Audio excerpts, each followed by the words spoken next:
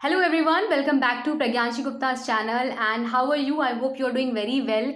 And thank you so much for the love that you have poured on the last video जिसमें मैंने अपनी 100 on 100 की strategy बताई थी. आई एम क्वाइट अमेज्ड कि उसमें इतना अच्छा रिस्पॉन्स आया है और आप लोगों ने भर भर के उसको लाइक किया है और आपके लिए वो स्ट्रैटेजी हेल्पफुल साबित हुई. Thank you so much.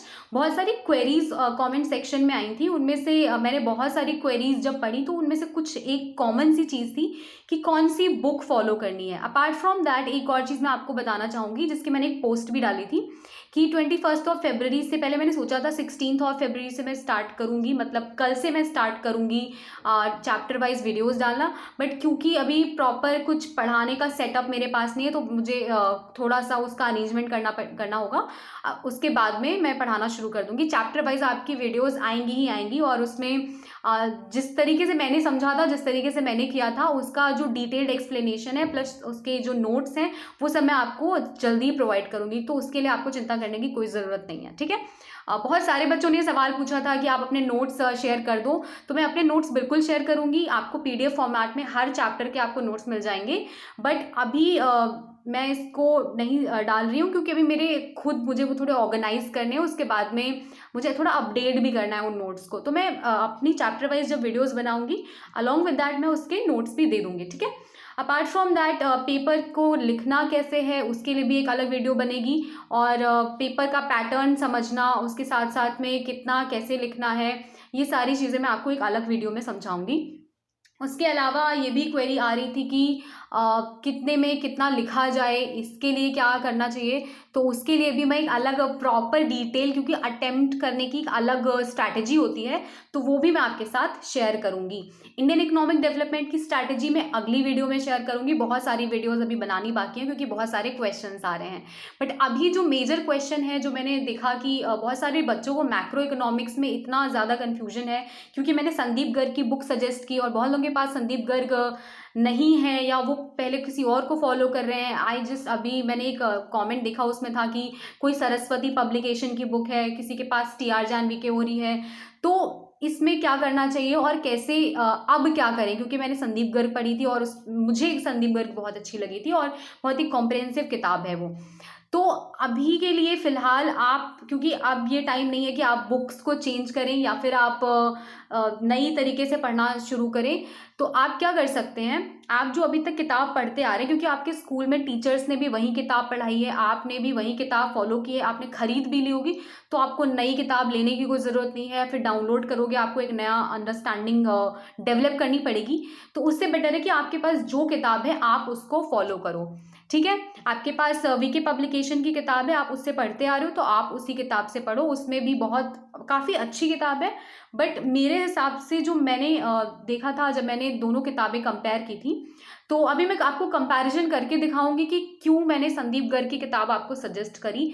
और संदीप गर्ग की किताब एक बहुत अच्छी, the best I will say for economics है, मैक्रो इकोनॉमिक्स के लिए, क्योंकि उसमें हर चीज़ बहुत ही क्रिस्प वे में लिखी हुई है. हर चीज़ बहुत अच्छे से डिवाइडेड है और बहुत ज़्यादा क्लटर नहीं क्रिएट हुआ है.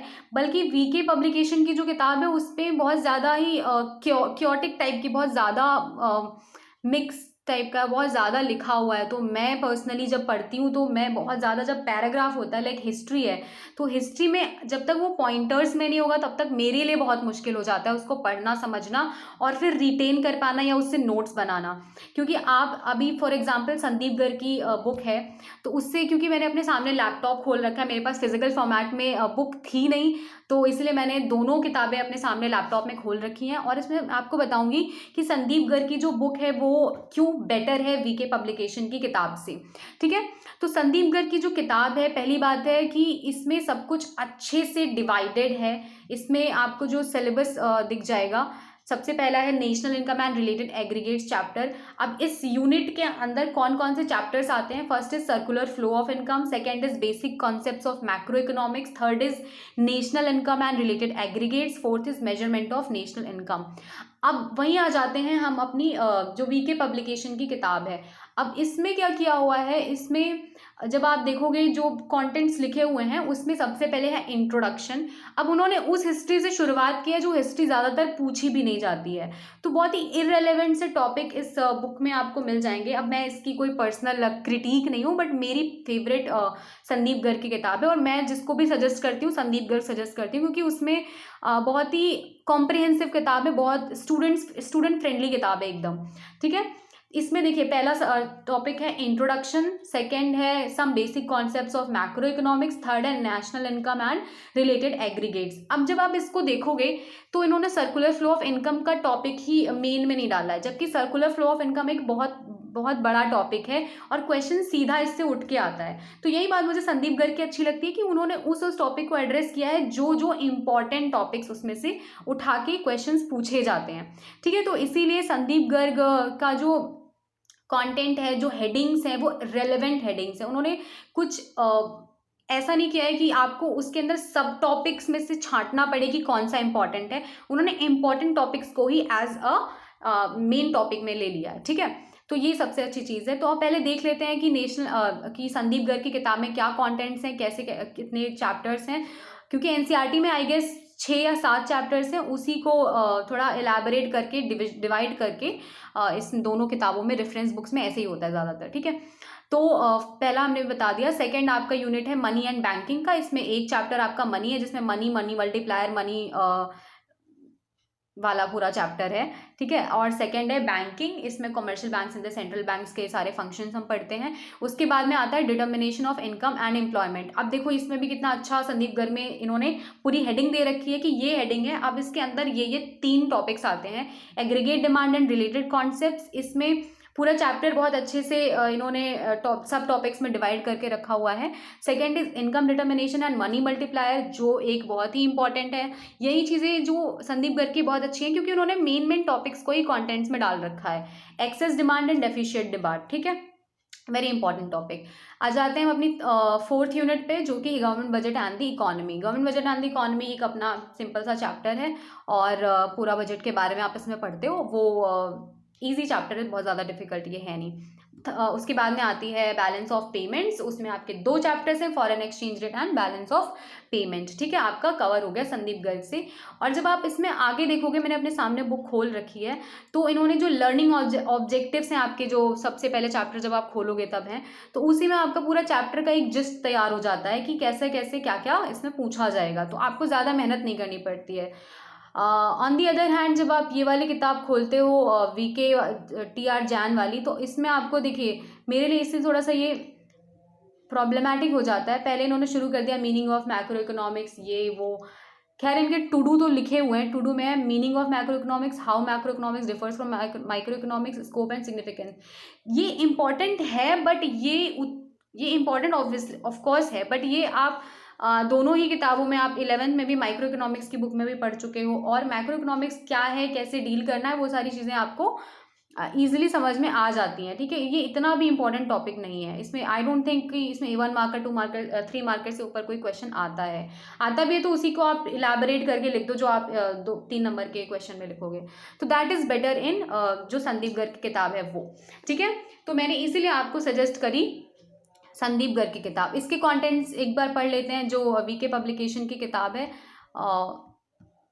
हाँ, तो पहला इंट्रोडक्शन है, सेकंड है आपका some basic concepts of macro economics, third है आपका national income and related aggregates, methods of calculating national income, money. तो इन्होंने मेन टॉपिक्स को ही कंटेंट में नहीं रखा है, तो इसमें समझ में नहीं आता है कि इसको इसमें से पढ़ा क्या जाए, क्योंकि बहुत ज़्यादा लेंदी इनका फॉर्मेट है।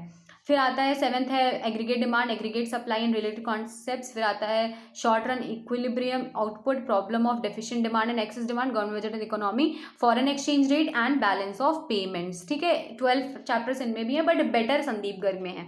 ठीक है, अब आते हैं कि बुक से ये वाली बुक फॉलो की जाए तो कौन सी की जाए, संदीप गर्ग या वीके पब्लिकेशन। जैसा मैंने पहले कहा, आप जो फॉलो करते आ रहे हैं आप उसी को फॉलो करें।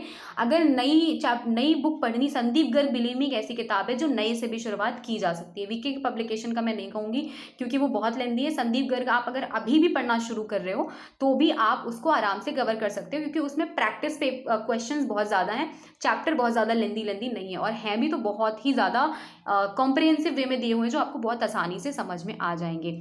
ऑलराइट, तो वीके पब्लिकेशन लेनी है या संदीप गर्ग की बुक पढ़नी, ये मैंने आपको कन्फ्यूजन क्लियर कर दिया। नया शुरुआत कर रहे हैं तो संदीप गर्ग आप आसानी से शुरू कर सकते हैं, उसमें कोई बड़ी बात नहीं। आप वीडियोस खोल करके और संदीप गर्ग फॉलो कर सकते हैं। बट वीके पब्लिकेशन की बुक आप नए सिरे से अगर आप अभी पढ़ना शुरू कर रहे हैं तो आप उसको फॉलो प्लीज़ मत कीजिए। वो उसमें बहुत ज़्यादा क्योटिक सी बुक है और बहुत ज़्यादा उसमें मटेरियल दिया हुआ है, आपको समझ में नहीं आएगा। ठीक है, अपार्ट फ्रॉम दैट जल्दी से मैं शुरू करने वाली हूँ चैप्टर वाइज पूरा explanation along with notes, along with important questions, along with paper लिखने की स्ट्रैटेजी क्या है, अटेम्प्ट कैसे करना है, कौन कौन से इंपॉर्टेंट टॉपिक्स हैं और जो भी ट्रिक्स एंड टिप्स हैं जो मैंने अब एग्ज़ाम लिखते वक्त यूज़ की थी, उन सब पे मैं एक सेपरेट वीडियो बनाऊंगी क्योंकि अभी करेंटली मेरे पास में अभी कोई सेटअप एज सच नहीं है तो मुझे थोड़ी सी डिफिकल्टी हो रही है।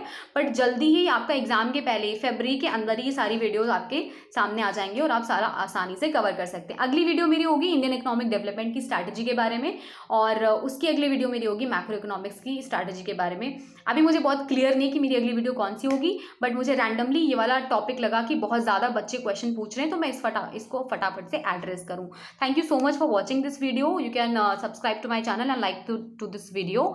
और दोनों जो किताबें हैं उनका PDF का लिंक मैं डिस्क्रिप्शन में नहीं दे सकती क्योंकि मुझे नहीं पता है कि इसमें कुछ कॉपीराइट का इशू होता है कि क्या सीन है, बट ये दोनों आपकी इंटरनेट पे फ्रीली अवेलेबल है, वीके पब्लिकेशन की भी और संदीप गर्ग भी। आप डाउनलोड कर सकते हो, आप गूगल करोगे बहुत सारी वेबसाइट्स आ जाएंगी, कोई ना कोई खोल के डाउनलोड आपका हो जाएगा। ठीक है, मैंने खुद अभी डाउनलोड करी है। ठीक है, ऑलराइट, तो thank you so much for watching this video. और आपके बहुत सारे क्वेश्चन आ रहे हैं, नेक्स्ट वीडियो में मैं आपके सारे क्वेश्चन को डील करूंगी, धीरे धीरे करके आपको पूरी स्ट्रैटेजी आपको बताऊंगी। Alright, thank you so much, happy learning and keep learning economics. Economics is really easy. Bye.